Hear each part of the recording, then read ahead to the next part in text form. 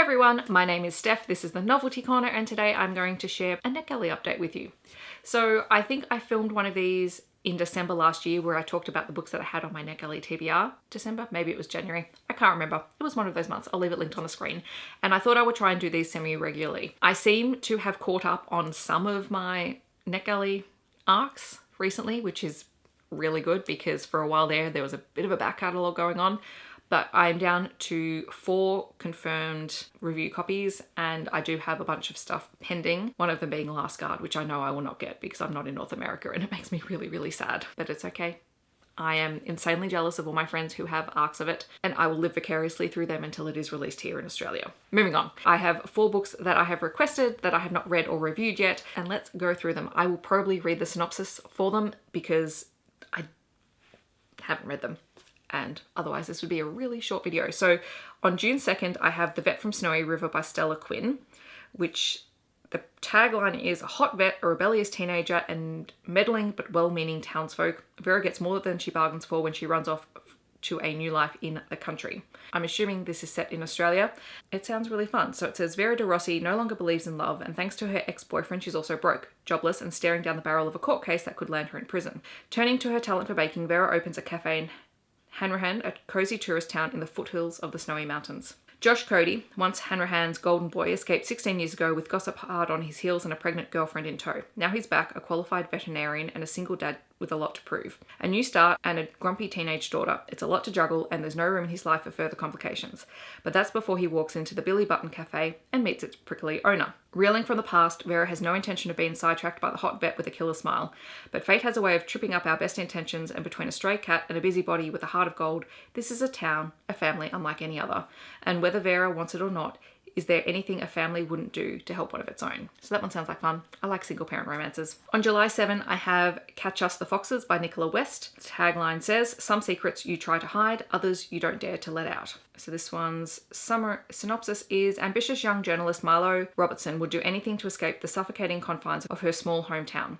While begrudgingly covering the annual show for the local newspaper, Lo is horrified to discover the mutilated corpse of her best friend, the town's reigning showgirl Lily Williams. 7 strange symbols have been ruthlessly carved into Lily's back, but when Lo reports her grisly find to the town's police chief, he makes her promise not to tell anyone about the symbols. Lo obliges, though it's not like she has much of a choice. After all, he's also her father. When Lily's murder makes headlines around the country and the town is invaded by the media, Lo seizes the opportunity to track down the killer and make a name for herself by breaking the biggest story of her life. What Lo uncovers is that her sleepy hometown has been harboring a deadly secret, one so shocking that it will captivate the entire nation. Lo's story will change the course of her life forever, but in a way that she could never have dreamed of.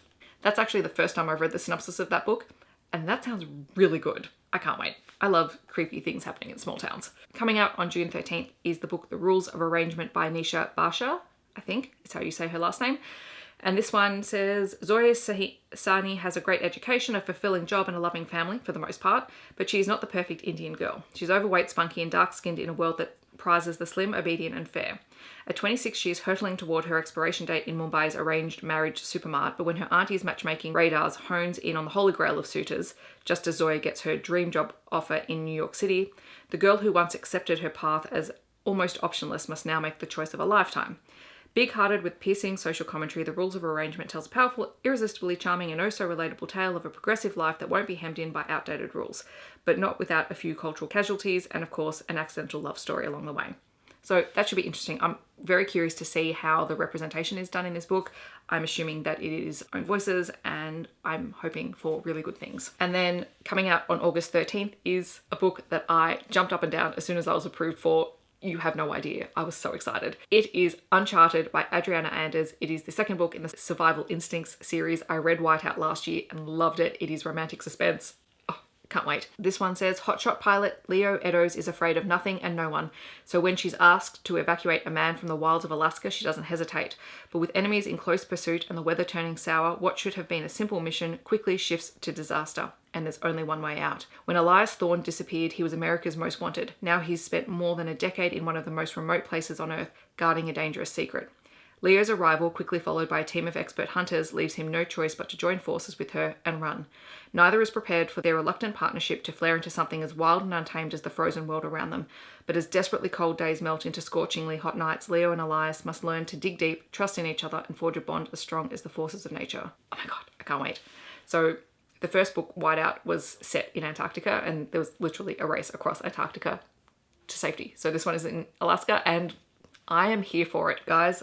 I can't wait. So hopefully I'll be picking these books up sooner rather than later because they all sound really great. In the comments below, let me know if you have received anything on NetGalley or for review recently that you're really excited about. I'd love to hear about it down below. If you're here but you don't want to leave a comment, you can feel free to leave your favorite pet emoji, since I've got a book here about vets, in the comments down below. I hope that wherever you are in the world, you're staying safe and healthy, and I will see you in my next video. Thanks so much for watching. Bye everyone.